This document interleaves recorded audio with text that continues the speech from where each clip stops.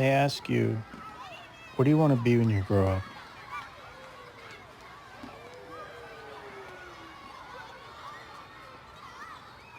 Later they ask, what do you do? Which is just another way of saying, what have you become? It's not enough to have a name. People need something to call you.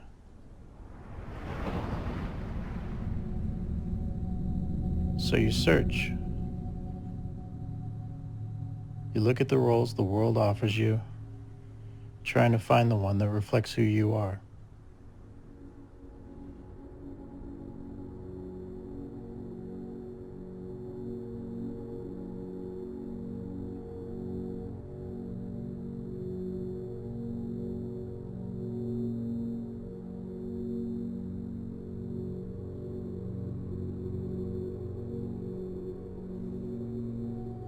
Only a lucky few get to play the part they want. The rest settle for what's left or struggle with what they've been handed. Then we all learn to embrace our illusions of identity. I did. I thought I knew my role.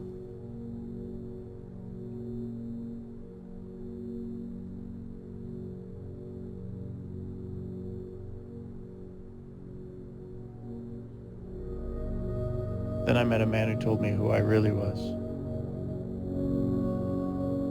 And I knew he was right. I just didn't know why.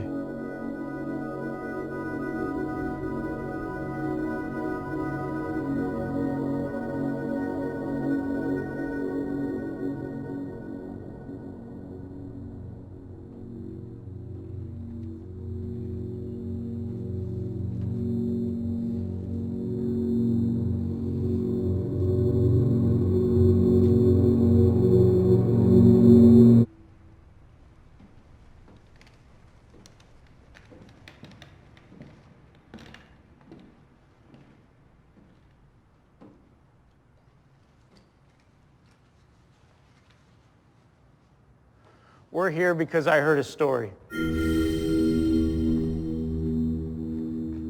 5 years ago, I was in Spain visiting a friend of mine, and this friend, he took me to a small bar, and it was there that I was introduced to a stranger. And this stranger, he told me a story. He told me a story about a sailor who returned home after the Great War, and this sailor quickly discovered the only thing more difficult than fighting in a war was surviving one. Because for him, without a war to fight, he felt lost. So the sailor searched for himself at the bottom of a bottle, only to find himself with no friends, no family, no prospects. So one day at the end of his rope, this desperate man, he turned to a game of chance, a game of Russian roulette. The game was highly illegal, but it was organized. The players would enter their names at the door. And when a player's name was drawn, they'd be escorted into a dark room full of a bunch of strangers. The strangers would proceed to place bets. They would decide the value of the player's life. Once all the bets were collected, a single bullet was ceremoniously loaded into one of 6 empty chambers of a pistol. The chambers then closed and spun. The pistol handed to the player, who had one job: place the gun to your head, pull the trigger. Your odds of surviving this game, winning, were 5 and 6. And if you won, you were handsomely rewarded. All your troubles were over. And if you lost, all your troubles were over. So, the first time this sailor played, he won. But no one noticed him, and no one paid any attention to him. But the second time he played, people started to pay attention, and mostly because nobody who won this game ever came back the next day. And the third time that this man played and won, that was the night. That was the night the people gave him the name.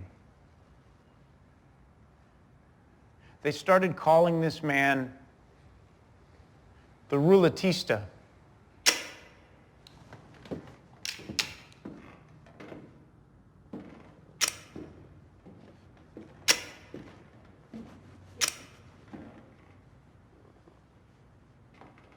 The fourth night, the crowd nearly doubled in size. Word spread of this guy, and people just wanted to see what the fuss was about. So again, the people, they all placed their bets, and again, he played. Click, and again, he won. It was about this time people started to speculate, okay, maybe this guy figured out a way to cheat at this game. Or maybe the organizers of the game, they just rigged it for him to win, drum up some promotion for their own business. So people got smart. They stopped betting. They stopped playing altogether. So the ruletista, without anyone asking him to do this, he said he'd be willing to add a second bullet to the gun. So people took the bet, and again he played. Click, and again he won. He agreed to add a third bullet. This time no one really cared if he was cheating, No. People just wanted to be able to say that they got to place a bet against him. Click. He added a fourth bullet and a fifth. Eventually he agreed to add a sixth and final bullet. Yeah, nobody bet. No, instead they just bought a ticket to watch. Watch a man stand on a stage and place a loaded gun to his head.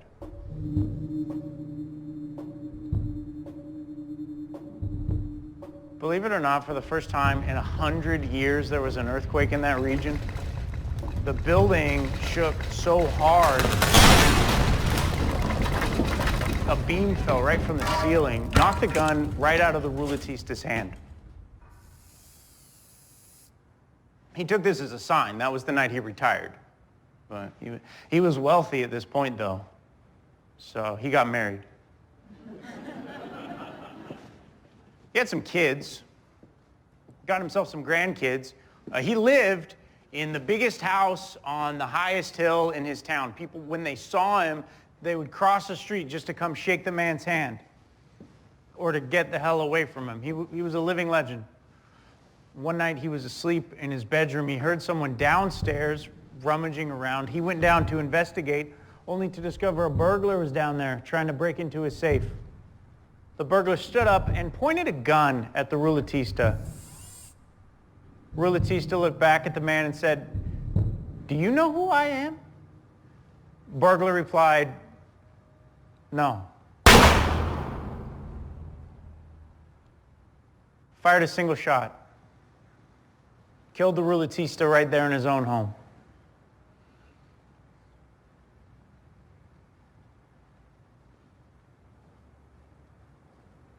That's it. That's the story.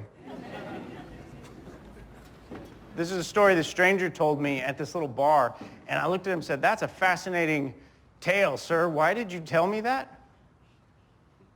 What made you think of this?" And he looked at me and in all seriousness replied, "Because you are the ruletista." I had my friend translate that. Perhaps I misunderstood him.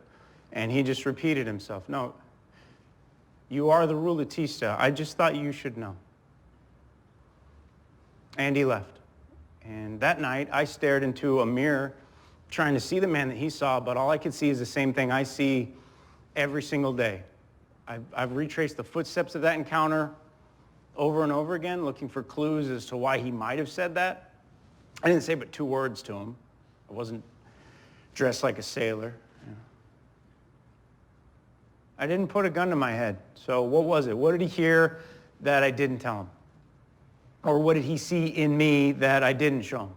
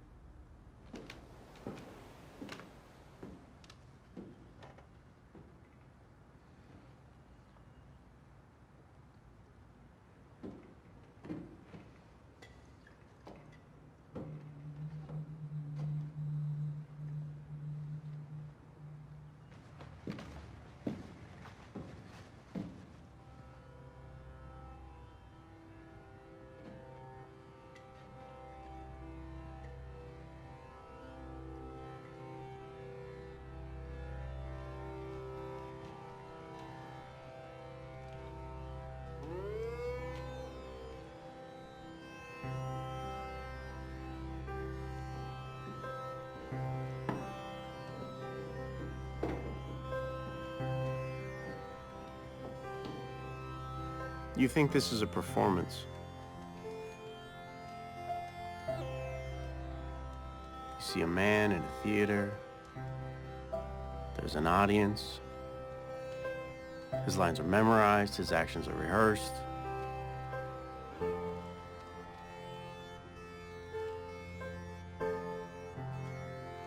It is difficult to see past what this looks like. Hell, it's easy to lie on a stage. It's even easier to lie in a film.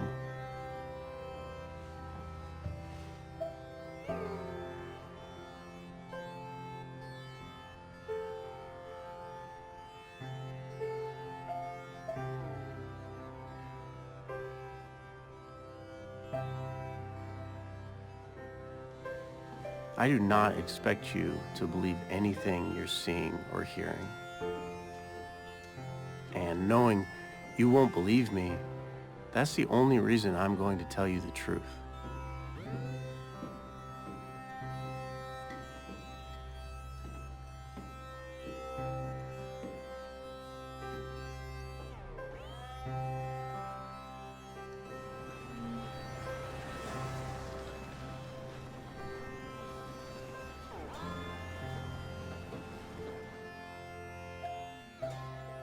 You do have a choice, though. You can see it for what it is, or you can imagine what it could be.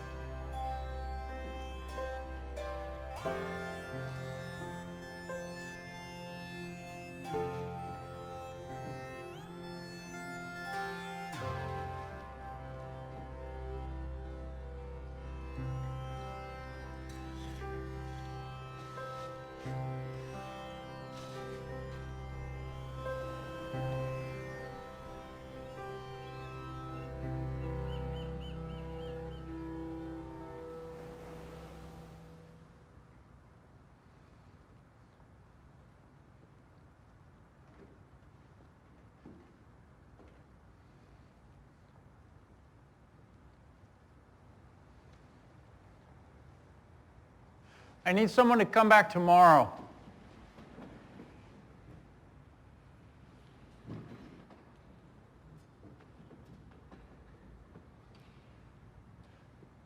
Okay.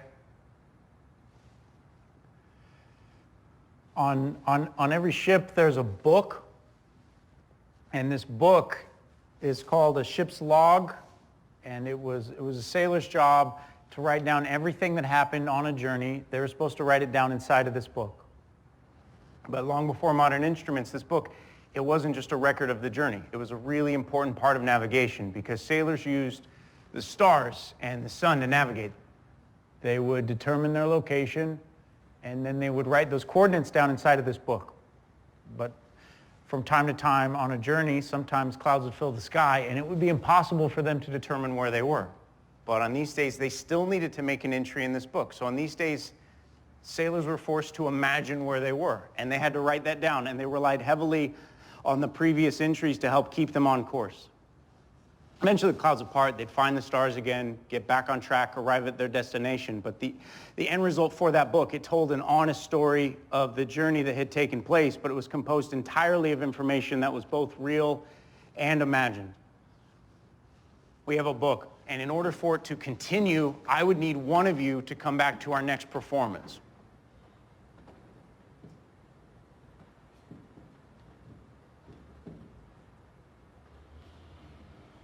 All right, sir. I see you raising your hand here. I should point out, I'm serious.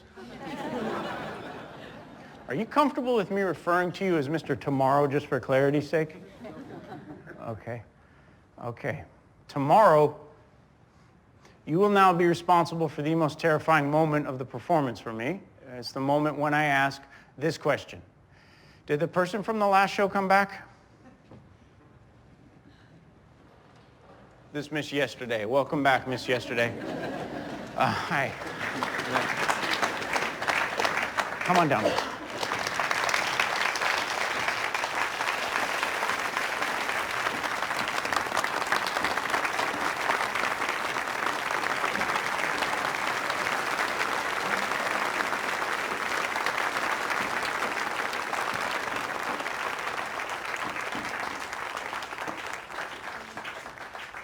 Thank you very much. Welcome back.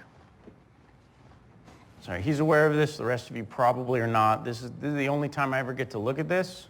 So if you just indulge me for a moment, I handed this out on our very first performance.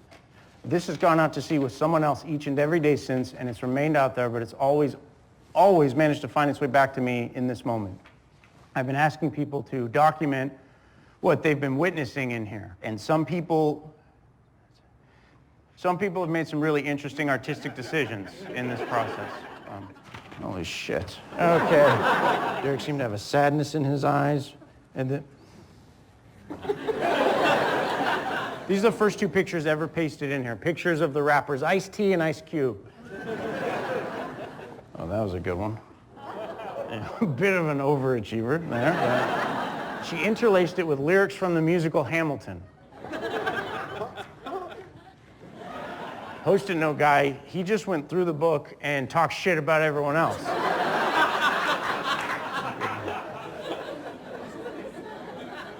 Did you see the elephant last night?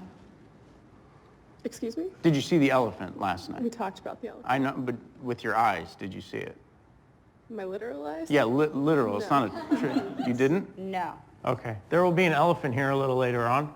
It was right before we threw you out. We threw him out of the show last night. He did not see the end of the show. She still has not seen the end of the show because we booted her out of here before it was over. So, you have that to look forward to, Mr. Tomorrow. There will be a reason for your sacrifice tonight. There was a reason for his in the last show. Because of it, you're going to ensure this story doesn't end. And instead of letting it end today, I'm going to have you take it with you. And instead of seeing an ending, I'm going to ask you to imagine one and write that down, which is what I asked her to do in the last show. Is this your ending here? Mm-hmm. I have not heard this yet. I'll be hearing this with all of you for the very first time. What did you choose last night? Last night was Pathfinder. Pathfinder. All right. This is how our Pathfinder, our traveler, our novelist, our contrarian, our observer, our heretic, our warrior, our producer, our gift, our clown, our father, imagine this story ends. The secret agent, stage is yours. All I ask is loud enough so they can hear you. Right. Thank you.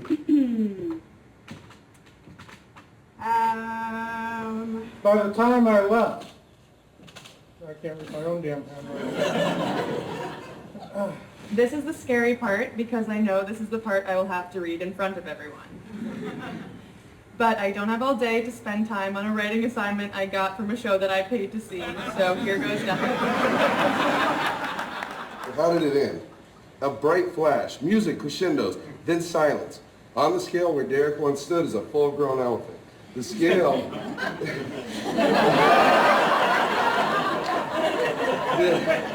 It's going to be great. You guys...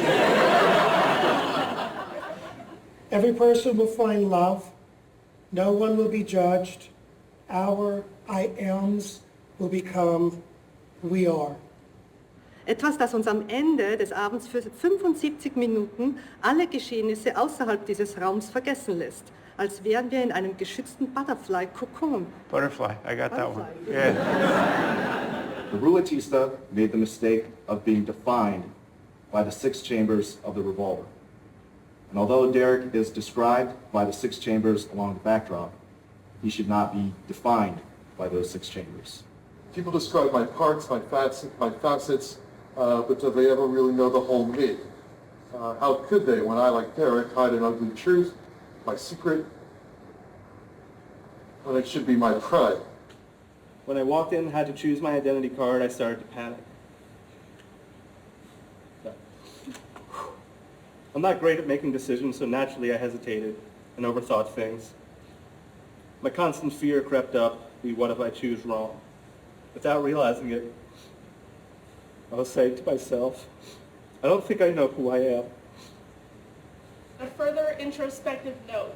We all label ourselves and live according to our label. But while I am an accountant, as are thousands of other people, there is only one me. No one else has lived every single one of my experiences. I am not a label. I am a sum of all parts. We are all the unreliable narrators of each other's stories. Based on the little that they know, they're asked to imagine how this story ends. And it's that blank page. It's that blank page of, here's everything you know, everything you've just heard, everything you've seen. Now what? What are you going to fill it with? And it's just like the person sitting next to you, across from you. What do you know about them? What have you heard? What have you seen? What are you going to put on their blank page? And it's that responsibility that book presents to people, is the responsibility. We are all writing one another's stories.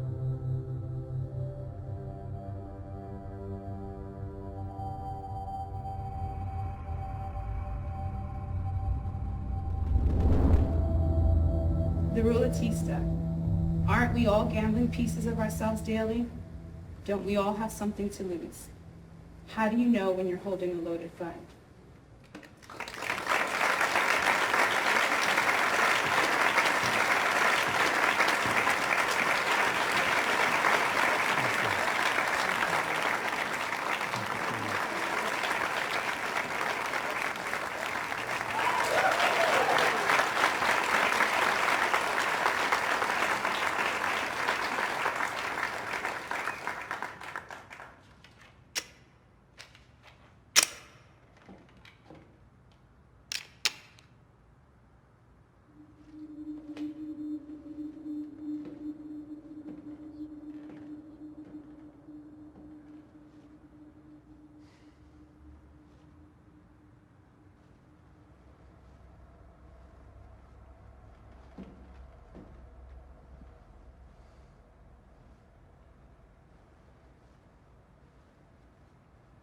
There's a light.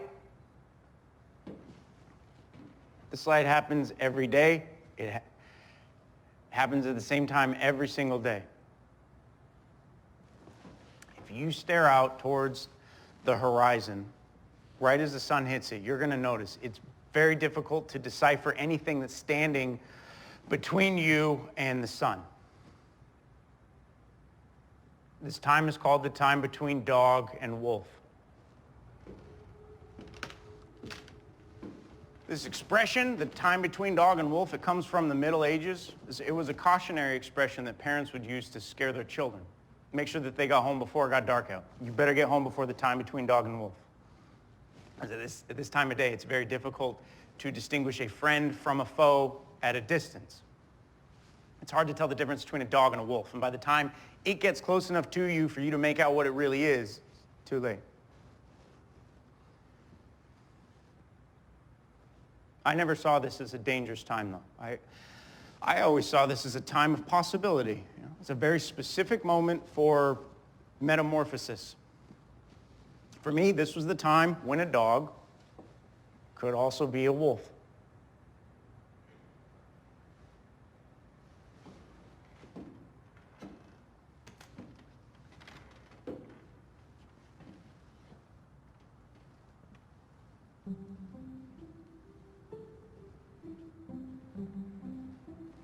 I'll never forget the first time I saw someone perform sleight of hand. I'd like to say it was love at first sight, but I fell in love with all the things I couldn't see, and I had to learn. So I started with the very basics. How do you hold a deck of cards properly? And then I read it would take 8 years to learn how to hold a deck of cards properly. 8 years. And which grip are you going to learn to hold them in? You're going to learn the mechanics grip, full grip, straddle grip, box grip, dealer grip. I couldn't decide, so I just learned them all. Taught myself how to shuffle, and you take one and another and another. Eventually I could speed up. Start throwing as many as I'd like. I learned the variations on these things, taught myself the cuts. I learned how to do them one-handed. I taught myself how to riffle shuffle using my leg.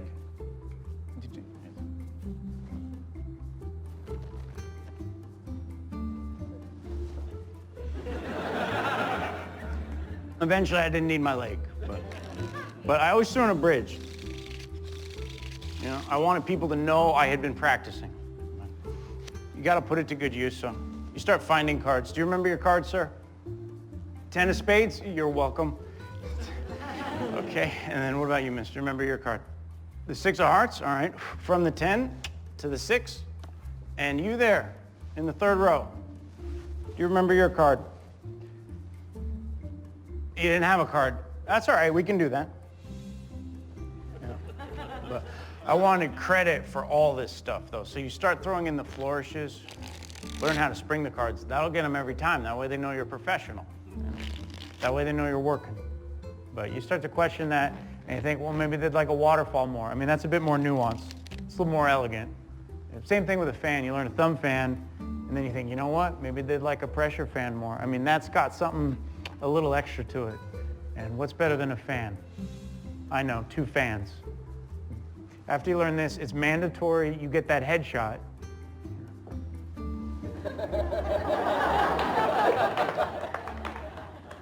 I loved it. I loved it so much. And I shared it with other people. And then it was like the more I shared it with others, the more disillusioned I became. And I didn't understand that. Now looking back, I can see that other people just couldn't appreciate what I appreciated about it. It's not their fault. It's not my fault either. It's nobody's fault. The other people literally couldn't see what I saw. But then I met someone who could.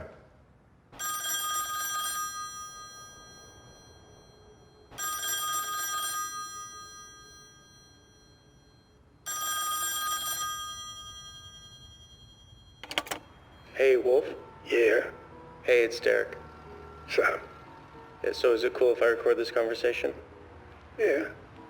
Okay, so the last time I saw you, you told me about the first time you saw him. Yeah. Can you tell me that story again? So, that got me into this game. It's a game my older brother used to play in, and I'm sitting in this game next to this guy, and we playing. And at the time, I hadn't been in too many card games. At that time, I was mostly fucking around with dice. But, I'm in this game, and I'm next to this guy. And I ain't never met this guy before, but at that time, I ain't never met a lot of people. So, I'm sitting there, and he leans in the bed. Now, he confident, but real sloppy. So, he leans forward to bed, and I see what he's holding. He just being lazy. And I think to myself, I got this motherfucker beat. Only problem now was keeping him in the hand. I didn't want to scare him off, know what I'm saying? So, I raised, and he raised, and that shit went back and forth.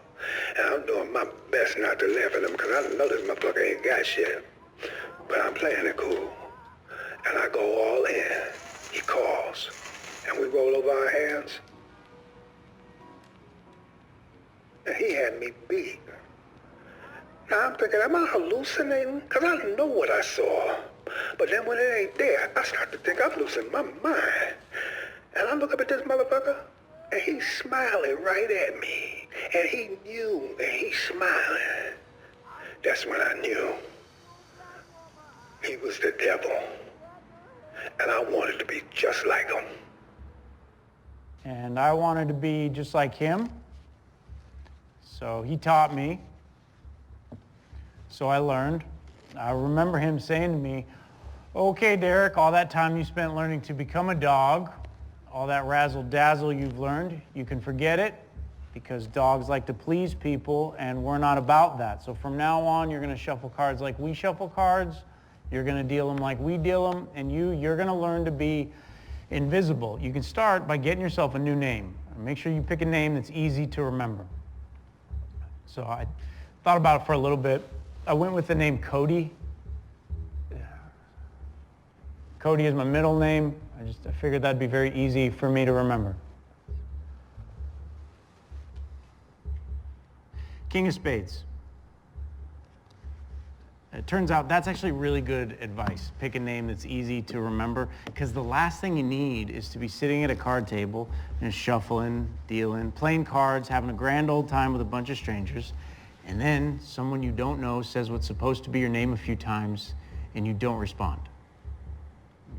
You can't be sitting at these tables trying to remember what your name is. You got other things on your mind, more important things to be keeping track of. Things like that King of Spades, which is now 17 cards from the top. There's 16. 1, 2, 3, 4, 5, 6, 7, 8, 9, 10, 11, 12, 13, 14, 15, 16, 17, King of Spades. I remember him saying to me, okay, Cody, listen, when you sit down to deal, there are a few things you're going to need to remind yourself from time to time. One of those things, some of these guys sitting at these tables, some of them are just going to be staring at your hands while you're dealing. And if you ever notice that, you got to just stay calm, stay focused, do your job.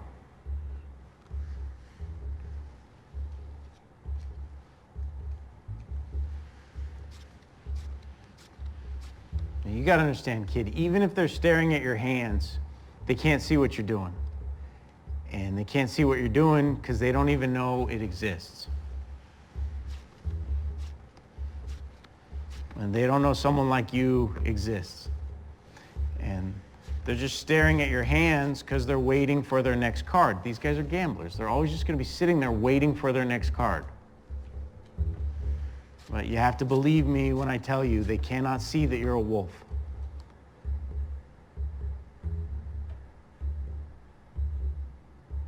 It didn't take long for me to realize on most nights one card was not going to be enough. On most nights you needed to find at least two.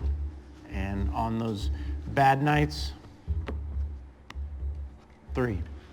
And on those really bad nights, all 4. I remember him telling me, look, kid, when you beat these guys, they're going to get pissed.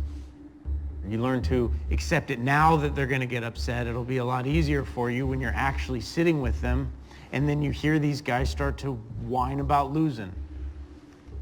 When you hear them start to bitch and moan, or when they start yelling or making threats.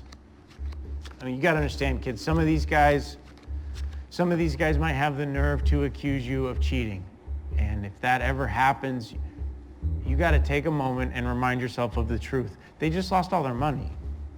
So they're furious, and you're one of the only people in the world that they can take that out on. They don't know that you're a wolf. After their shuffles, they always insist that you pass the deck so someone else can give it a cut. I guess they thought this sort of procedure would keep the wolves at bay. I don't know. I remember being told, look, you got to let them have those types of illusions, Cody. You always want them to have their illusions. 4 kings. From the middle.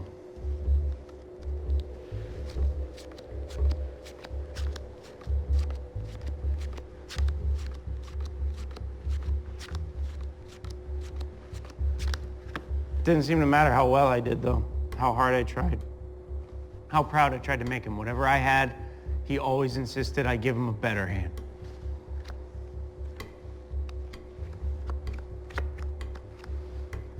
That at the end of the day is the problem I found with hustlers. These guys, they really only care about one thing, money. And the sad truth is you can make as much money on any given night with one move. One great move can win you the same amount of money as every move combined. So a lot of these guys, they only bother practicing one thing. And some of them become the best in the world at one thing. I spent most of my youth tracking those few men down, asking them to teach me what they've learned. And I learned a lot of great lessons from them, but the best came When I was 17 years old, I got on a Greyhound bus. I went to Denver, Colorado, looking for the man when it came to one thing. I found him at a pool hall, introduced myself. After some convincing of why someone like me would be looking for someone like him, he took me into a room in the back where there was a card table, and he set a deck in front of me. He said, "All right, kid, let's see what you got." This was like the old gunslinger testing the kid, you know, see how fast he is. I didn't hesitate. I took the cards, I started shuffling, and I'm sitting there looking down at my hands thinking, oh wow, this looks good. I've been practicing. And I finish my shuffles, and I look up from my hands to see he's now holding a gun. And he says, "Just hope they get you in the heart, kid." And what he was doing was teaching me a valuable lesson, which is if I were ever to attempt these sort of things at a card table with strangers for money, I better make damn sure that I'm not sitting there with them just staring at my own hands and admiring my own work. So he taught me how to practice. I've practiced everything this way since, and I will share it with you as I try to run up a decent hand for his favorite game.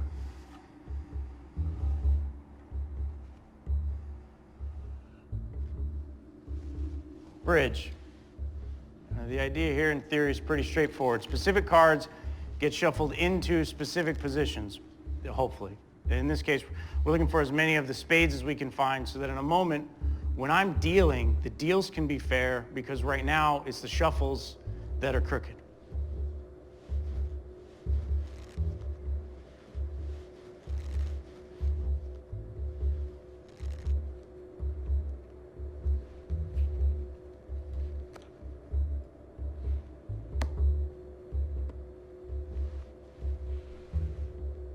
All right, we'll see how we do.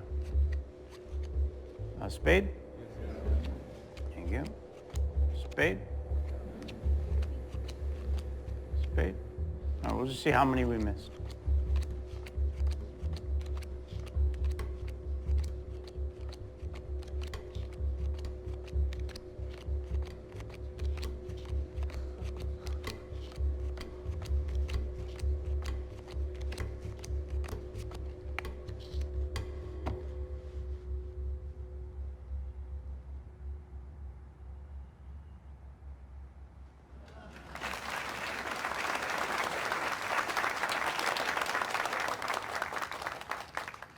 Yeah, okay, good. No, I finished this before. I've had people say, that's awesome, but they're not in order.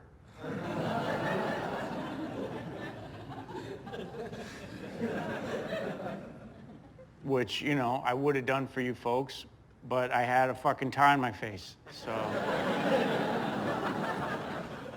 For any perfectionists that might be here,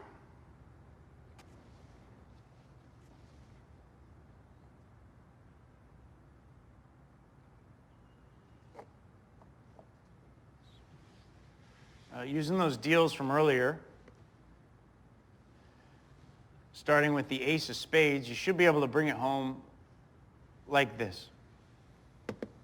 Ace, 2, 3, 4, 5, 6, 7, 8, 9, 10, jack, queen, king. Now they're in order.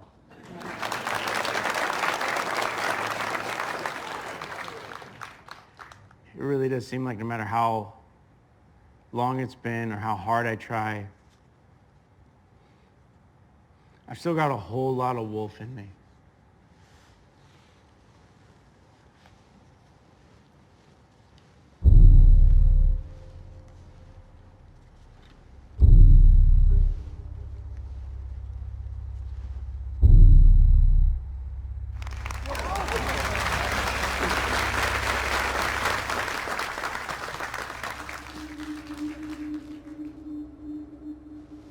It's true, you stare out towards that horizon and it is very difficult to decipher anything that's standing between you and the sun.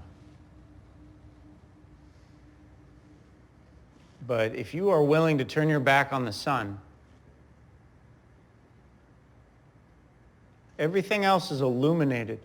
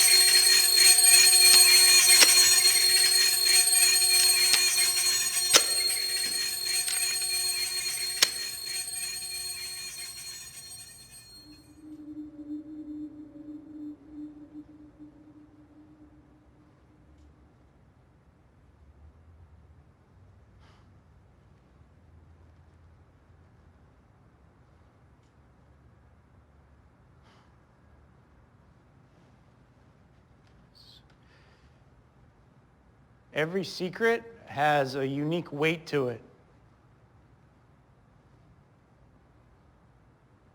I learned this at an early age. My mother,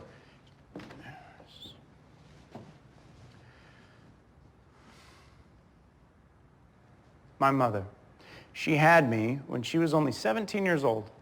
And my father, he was a little bit older than she was, but he decided to split town right when he found out she was pregnant. But my mother, she managed to work I don't know how many jobs and go to school, and she still somehow found the time to tuck me in at night. I mean, she found the time to read me bedtime stories. And I honestly don't know how she did it by herself for so long. But when I was 6 years old, that all changed. I don't remember if I was already asleep or about to fall asleep, but I do vividly remember being thirsty. So I remember grabbing my little cup off my nightstand, leaving my room, going down the hall past the living room to discover, oh, hey, the TV's still on. And there on the couch is my mother kissing another woman. And this, for me, is confusing. My mother, she sits me down. She introduces me to a very nice lady and proceeds to gently explain the nuances of love between two human beings.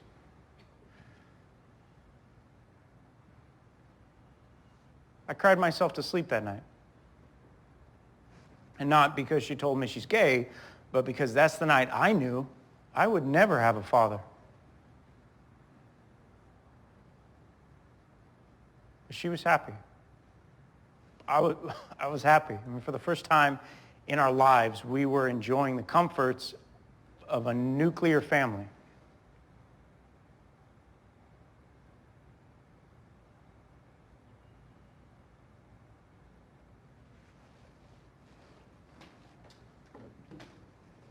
My best friend at that time was a neighbor kid. His name was Ryan, and my playtime with Ryan consisted of riding bikes, playing tag. We used to pretend we were pirates in a sandbox. One day I told my best friend, Ryan, about my new mom. And the next day Ryan told me he couldn't be my friend anymore. That's what he was told. And then I remember coming home from school and finding a Bible on my doorstep. And I remember hearing the sound of glass shattering and then finding a brick. And I remember hearing picketers and learning the words faggot and queer and dyke. And learning that all three of those words meant the same thing. Mom.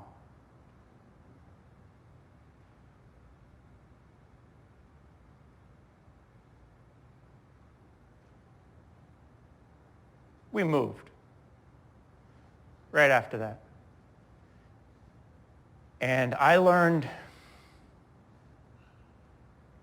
how to keep a secret, how to protect one, how to create one.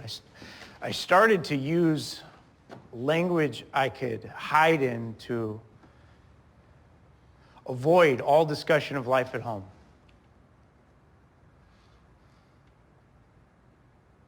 And I developed rituals. If a new friend were to come over to my house for the very first time, I would ask him politely, hey, do me a favor. Wait outside here at the front door. I'm going to go inside. I want to make sure the house is clean for you. And cleaning meant me running around the house, hiding all the rainbow flags and Indigo Girl CDs and, hiding anything I thought might expose me for who I wasn't. Hiding all of the evidence of my mother's pride.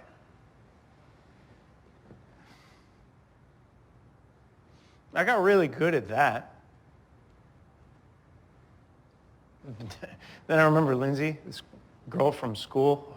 I remember summoning up every ounce of courage I had in me to ask her whatever dance it was. And she telling me she couldn't because she heard from one of her friends that my mother is gay. How did they know? I mean, how did everyone find out? I had been so careful.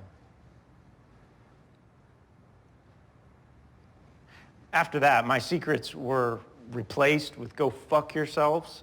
And I'd like to think that this honest new disposition came from a place of maturity, but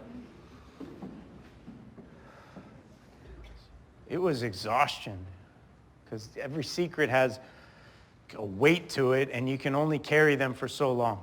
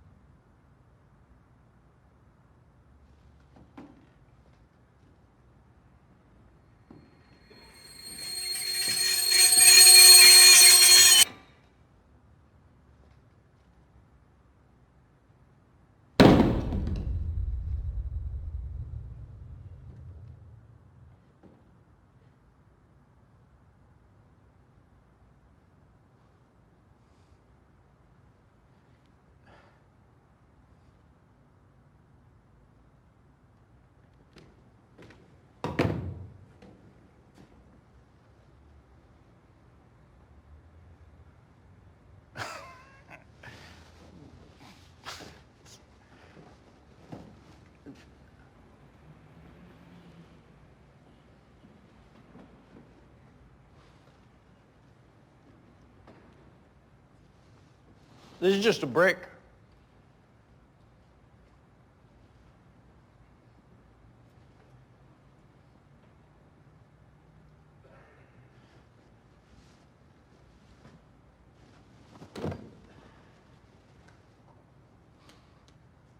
This is just a brick. But it's going to be very difficult for any of you to see it that way anymore. This brick was painted gold, and it was placed on this stage, and I just told that story. I mentioned a brick in that story. I sat right here next to this brick when I mentioned it, so it's going to be very difficult for any of you to see this as just a brick now, because you know too much. You know that story, and that is what you will think of now when you look at this.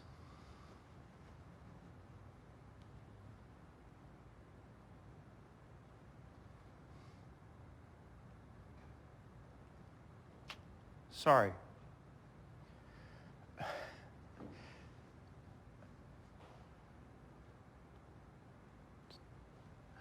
I can help with that.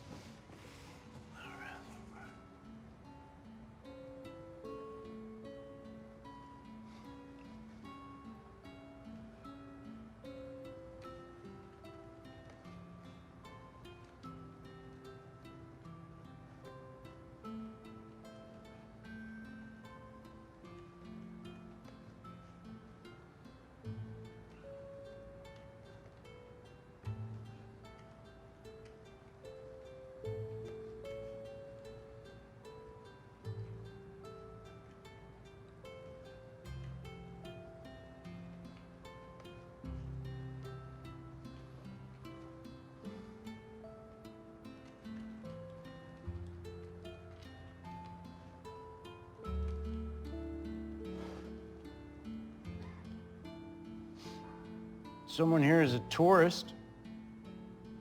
Tourist, wherever you are, please raise your hand.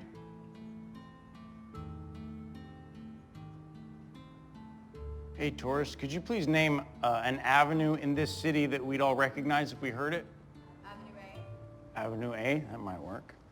Someone here is an idiot. Idiot, wherever you are, please raise your hand.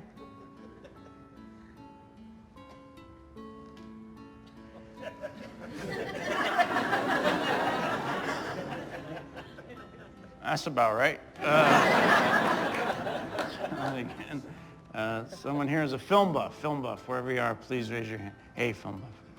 Could you please name a street that intersects with Avenue A that we'd be familiar with if we heard it? 3rd Street. 3rd Street? 3rd Street and Avenue A. Thank you both.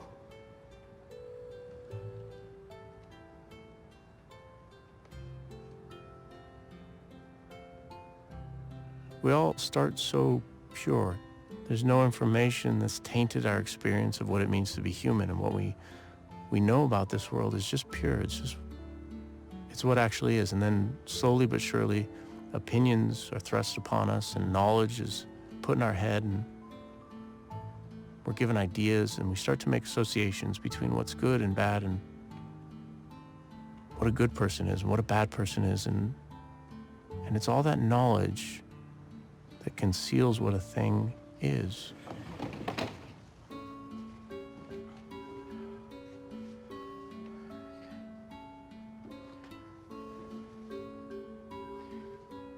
That brick is now on the corner of Avenue A and 3rd Street. And it's sitting there right there on the corner. And people are walking right by it. People are driving right past it. And if you go there, just look, just observe, and you're going to notice not a single person stops to look at that brick.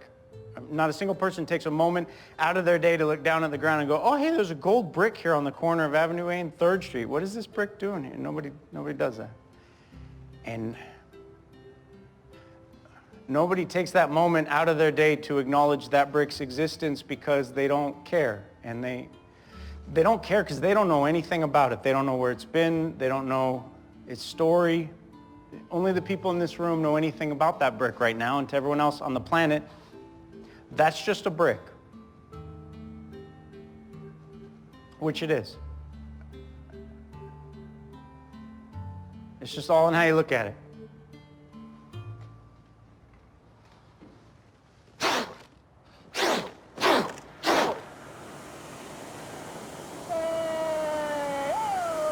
How's that feel, honey?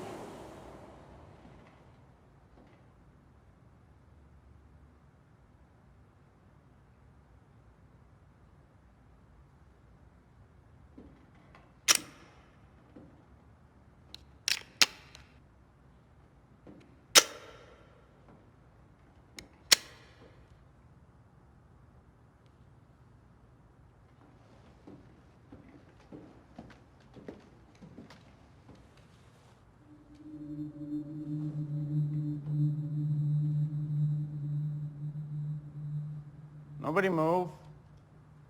Nobody make a sound. Can you please choose somebody for us? Who'd you get? You see it? Okay. Nobody move, especially not the stabilizer, the gentleman, the czar, the mediator, the teacher. What does a reflection look like? You don't need to think about it. We have one here. Reflection. Wherever you are, please raise your hand. I promise no harm will come. Hey, reflection. Could you please stand up?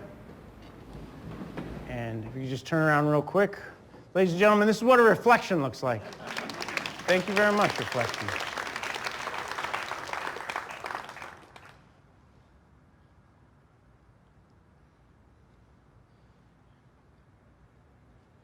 There's a story you should know.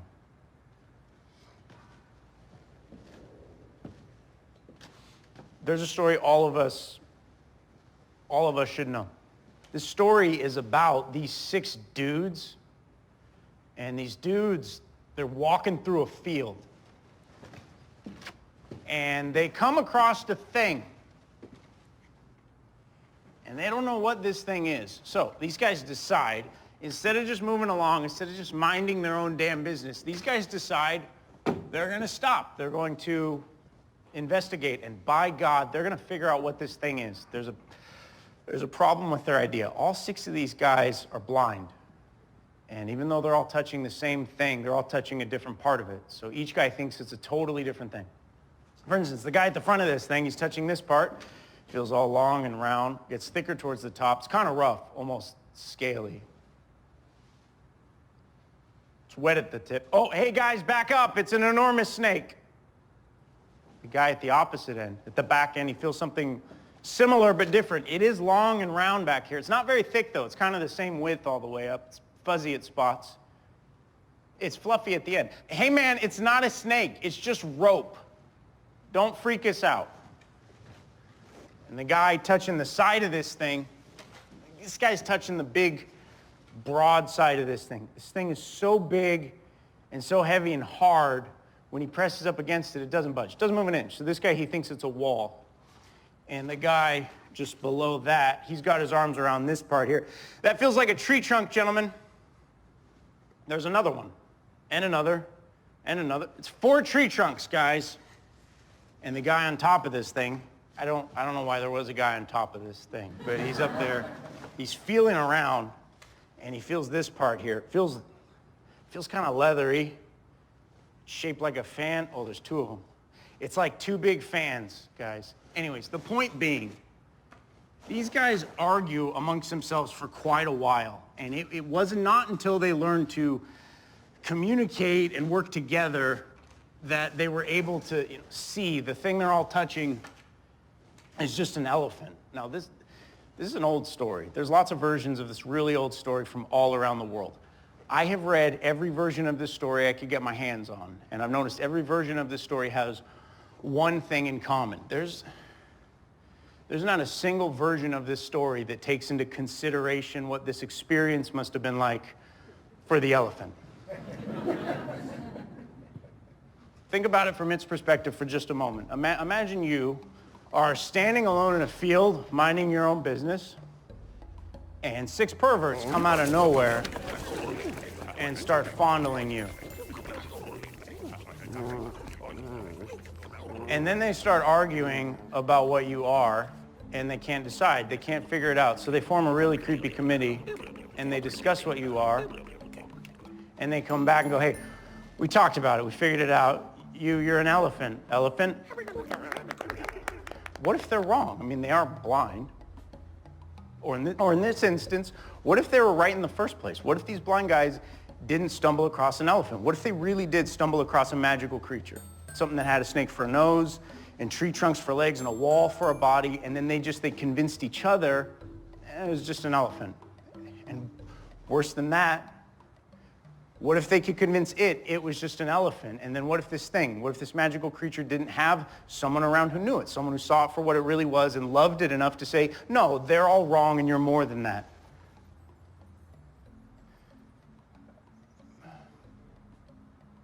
I don't know. Maybe that's why we don't see those types of magical creatures roaming around anymore.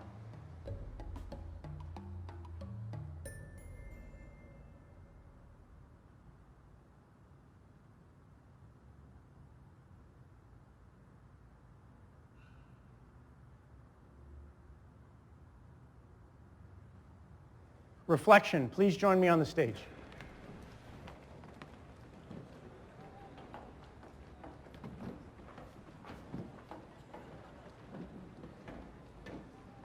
Pleasure to meet you.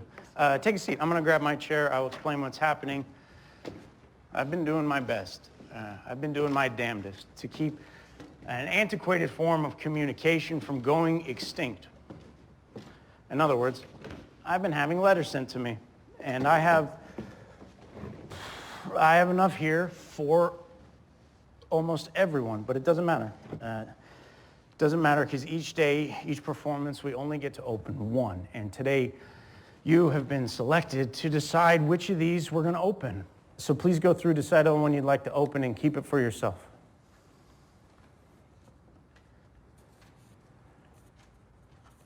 This one. Okay, I'll take the rest. I'm just going to point out a few things that you can see right now that most of them can't. First of all, you may have noticed all of these are actually just to me, to Derek Delgadio, care of the Daryl Roth Theater. That's me. That's this place. Second, you may have noticed all of the return addresses have been removed. And finally, if you turn it over on the back, you'll see this is cousin, friend, what did you say? Sister. Sister. Grandfather? Grandfather. Sibling. Do you have any siblings? Yes. This is a rude question. Do you have any friends? I think so. You think so? Okay, good. I have to ask. What did you say? Father. Father. Do you have a father? I do. Is he here with you tonight? He is not. Perfect. Okay. Freak, 2 things are about to happen. These 2 things are going to happen almost simultaneously. One of these things you will see, and the other thing We will see. Here's what you are about to see happen. Right now you're holding an envelope, and presumably inside of that envelope is a folded card or piece of paper. But in a moment, you're going to open that up, you're going to unfold whatever's in there, and when you do, you're going to see this thing transform into a handwritten letter to you from your father, from your friend, from your nephew, from your son, from your cousin, from your sister, from your child. None of us will see that. Only she will see that. What the rest of us will see, in my opinion, it's better.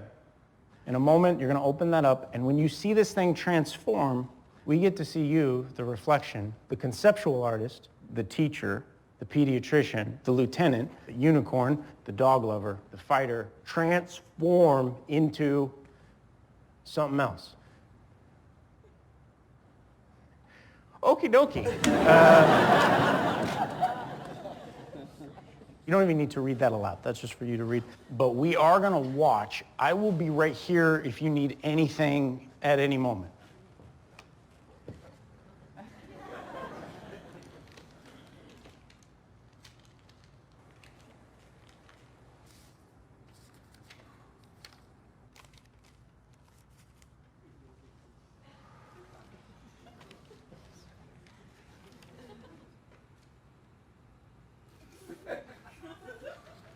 Oh, what? No.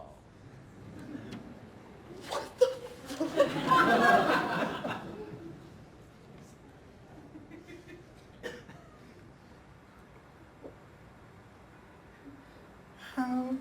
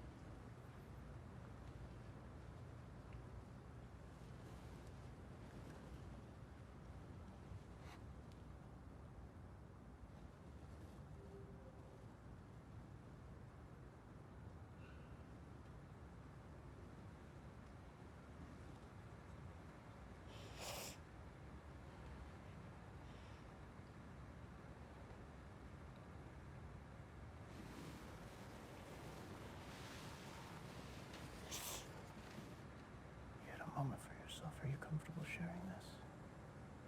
I can help if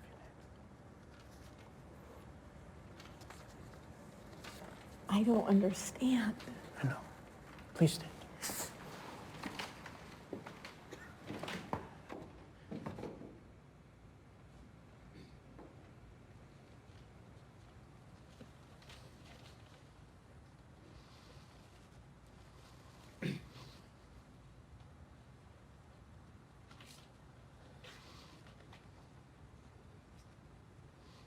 To the Harry Gary gorilla, despite being away from home for 10 years,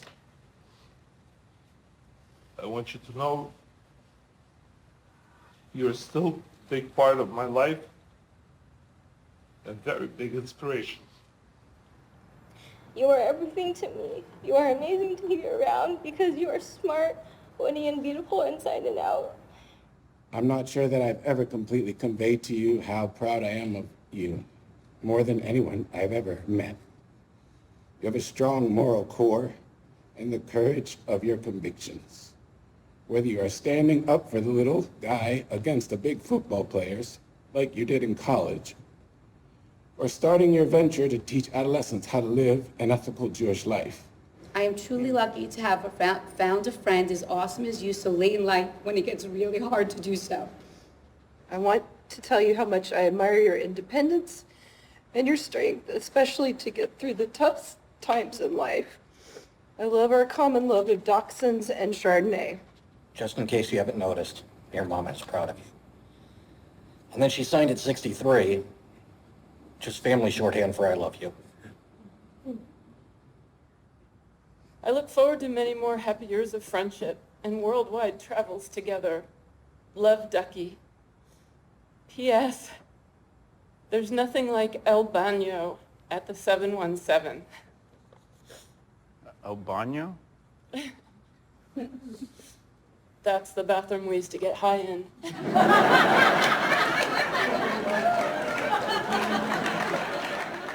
You once said to me, Dad, what color is God's skin? Your mother and I said to you, it's black, brown, it's yellow, it is red, it is white. Every man's the same in the good Lord's sight. To your mother and me, you have always embodied this message to the world. Love, Dad. And he's dying of Parkinson's. And is in the last stages, and every time I see him, I say goodbye to him because I don't know if I'm going to see him again.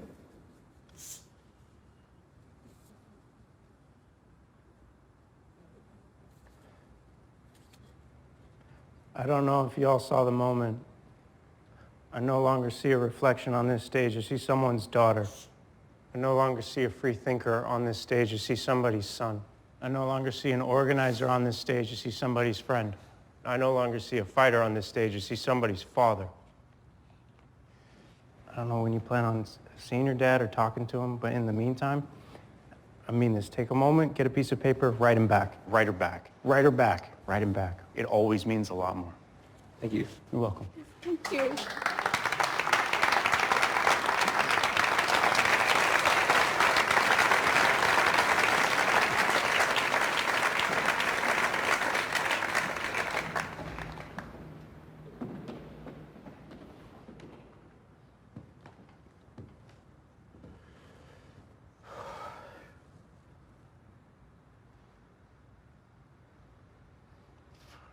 Mr. Tomorrow? Mr. Tomorrow? Hi, Mr. Tomorrow. Pack your shit, it's time to go.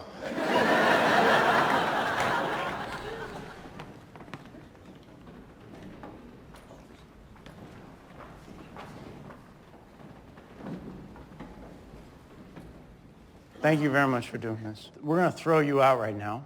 I don't want you to feel like you're being excluded from this. It's easy to feel that way in this particular moment, but I assure you it is quite the contrary, because in a few moments, all of this,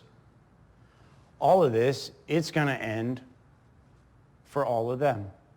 And whether they all know it or not, when this ends, they will have decided what it is. And they will have decided what I am. But not you. But not you. But not you. But not you.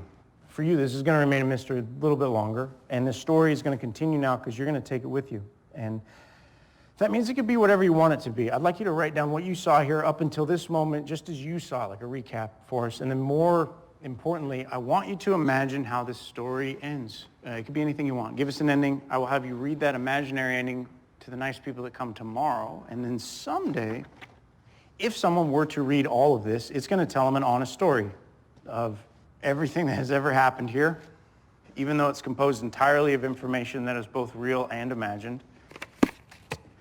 I'm grateful you're part of it. I'll see you tomorrow.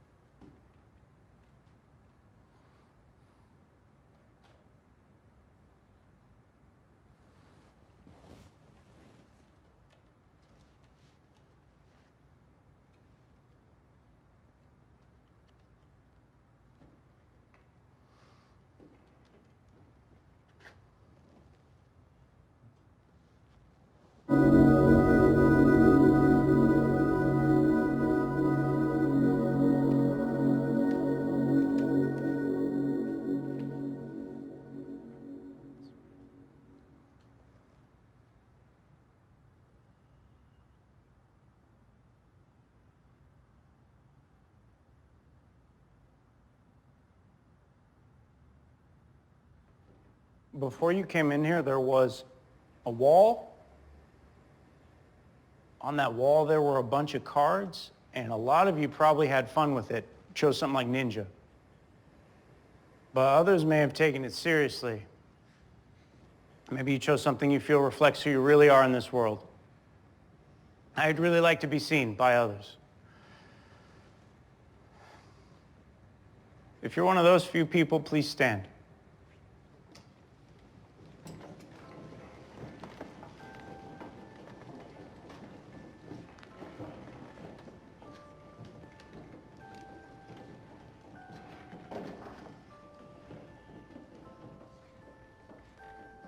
I remember reading that true identity, and not just identity, true identity is that which exists within one's own heart and is seen by another.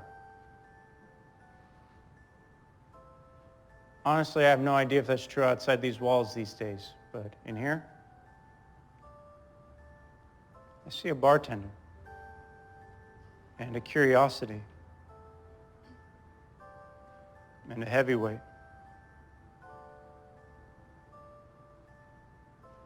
And an individual, and an achiever, a singer,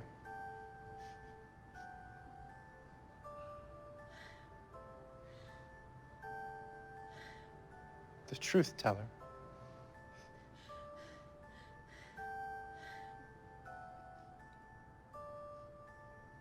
a soother, and a lover,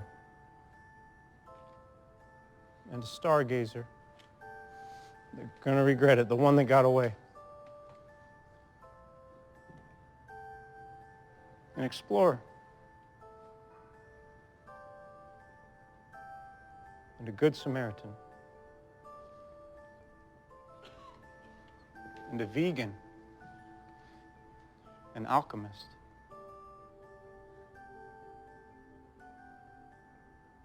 An independent. A maker, and a good time. If I'm right so far, you may be seated.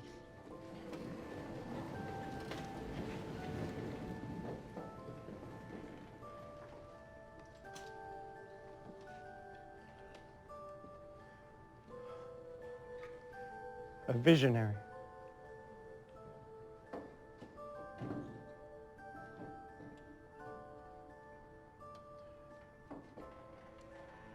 Keep up the good work.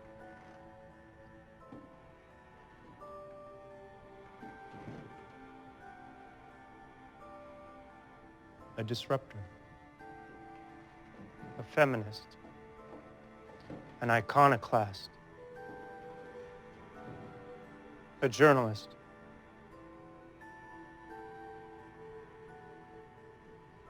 Counselor.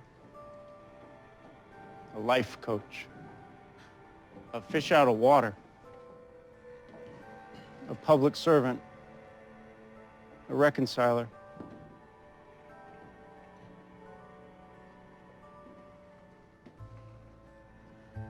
an artist, a midnight toker,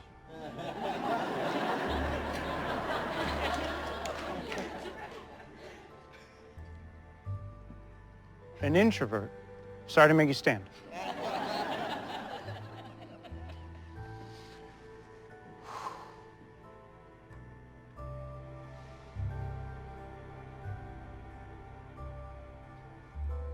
You're like me, an accident.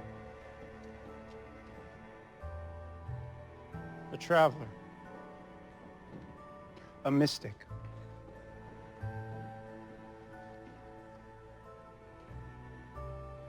a leader,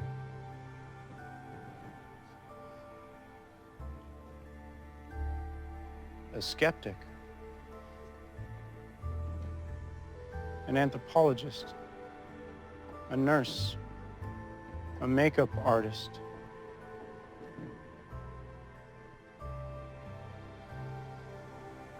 a single mother,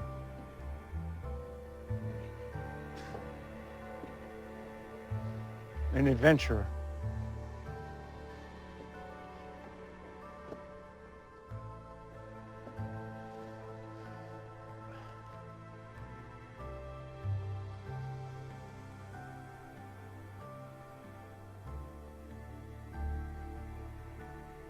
Nobody. An intellectual. A reader.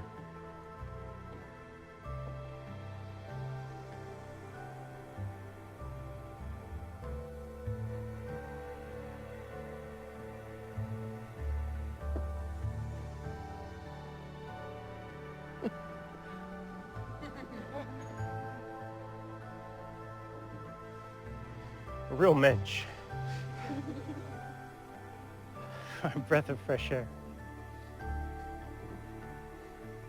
Welcome, our immigrant.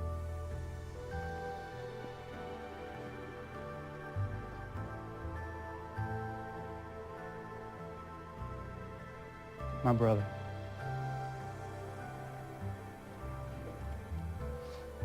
An accountant. Hey, Grandpa. A New Yorker. A masochist. An Adonis. An exhibitionist.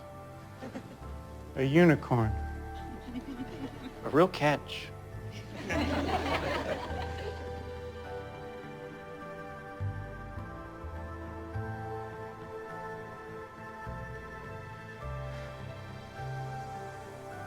Hi, Mom.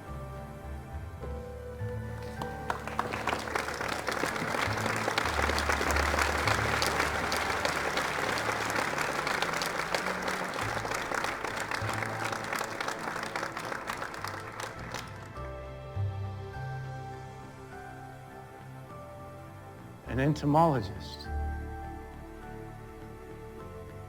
My teacher. A shaman.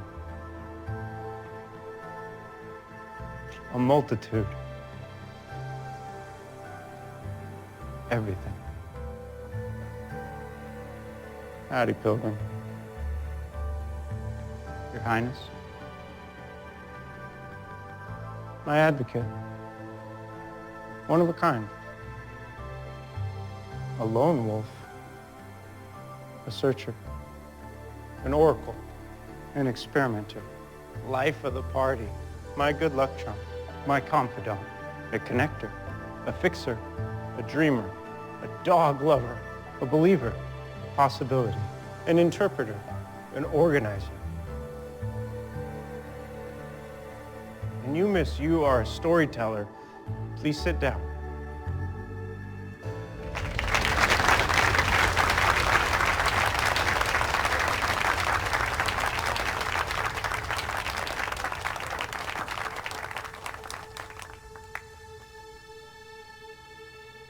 And I am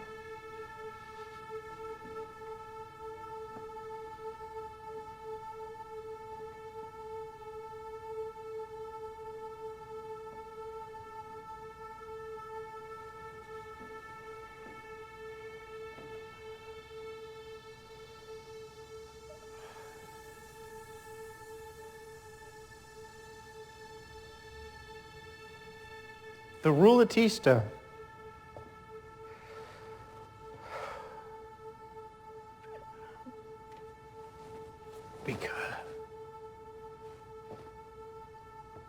Because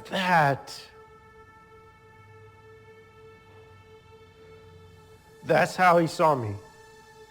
And then that's how I started to see myself. And now I come here day after day after day, and I stand in a dark room full of a bunch of strangers,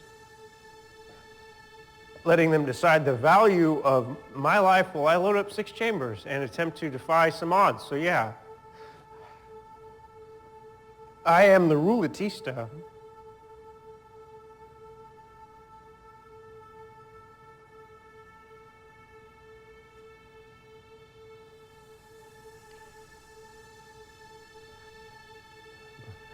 But I also know that I'm a son.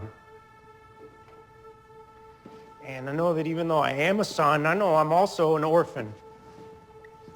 And I know that I am a sailor, even though I've never left the shores. And honestly, I don't I don't expect anyone to be able to decipher whether I'm a dog or a wolf, because I understand for most people it's inconceivable that I'm both, but I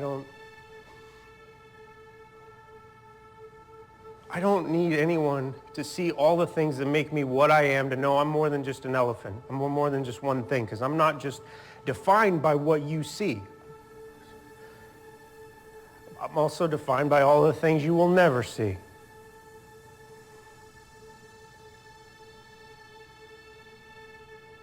We all are. And I see that now.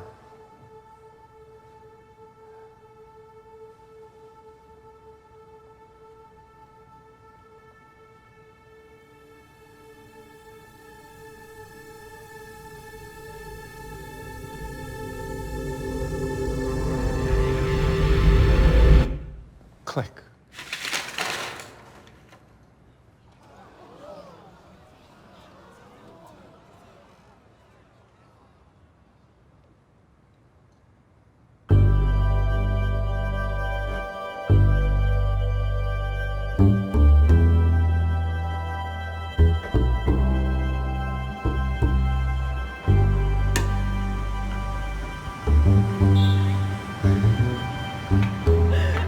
Holy fucking shit.